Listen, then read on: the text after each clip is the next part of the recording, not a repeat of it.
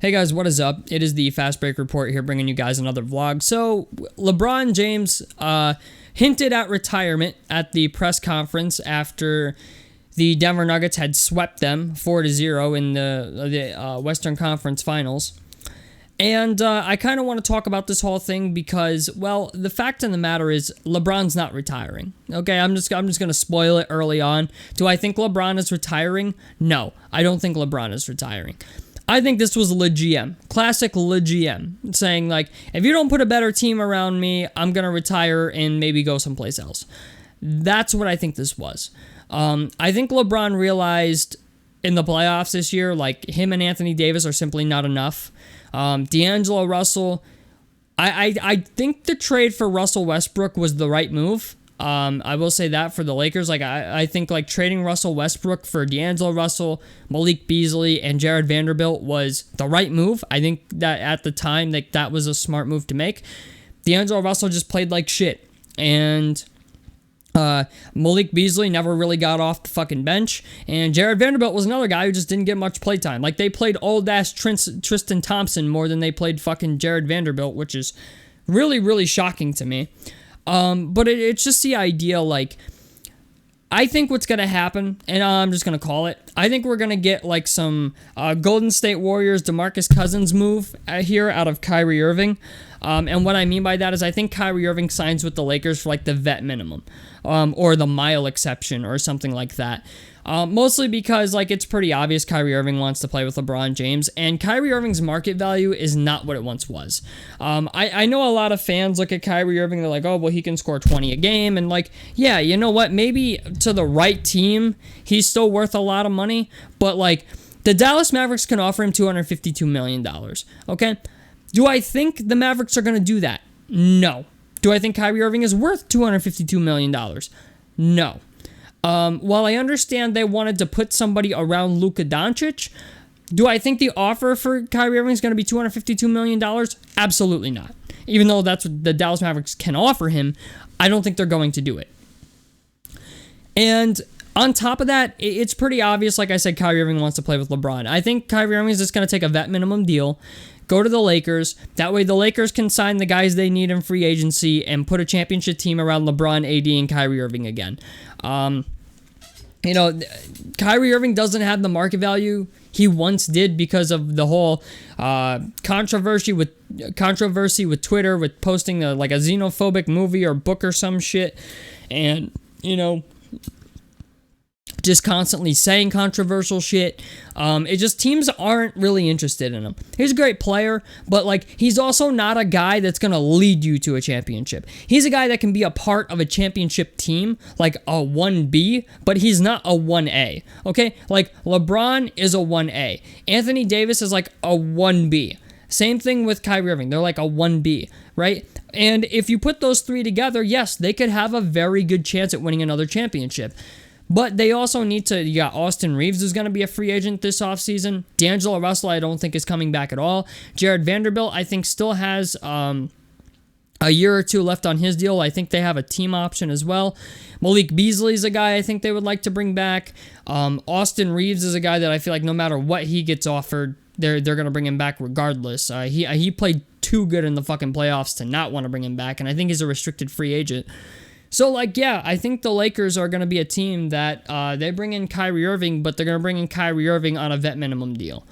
And, you know, I just, when I look at this roster, I think LeBron realized in the playoffs, like, he can't beat Denver, okay? And Denver's only going to get better. Jamal Murray played out of his fucking mind during this series. KCP was very good. Aaron Gordon was very good in the closeout game, Game 4. Nikola Jokic is Nikola Jokic, okay? Like, sorry, but, you know, Denver's got some depth. And, like, they're a very solid, cohesive unit. And, like, even LeBron is realizing that, like, okay, next season, who do I got to play against next season? I got to play against the Denver Nuggets. I got to play against the Phoenix Suns, who are going to have Devin Booker, Kevin Durant, DeAndre Ayton, and Chris Paul for an entire year. Projectively, okay, like they could still trade Chris Paul, they could still trade DeAndre Ayton, like after July, I think it's July 9th or something like that, like after July 9th, like DeAndre Ayton could be traded to the Pacers. Like that's a real possibility. It's like there's some date in July. I think it's like just after July or something like that. Like he's allowed to be traded to the Pacers after a full year.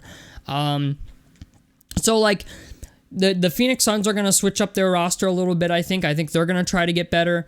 Like I think the Minnesota Timberwolves are going to be a team that looks to get better this offseason. I have a feeling they're shopping Karl Anthony Towns a little bit. So clearly they're looking to, free up some cap space and maybe bring in some other guys. I think Kyle Anderson, is a free agent this year. Jakob Poeltl's a free agent. And the Lakers need center help. Like they need it. They need defense. They need a lot of shit.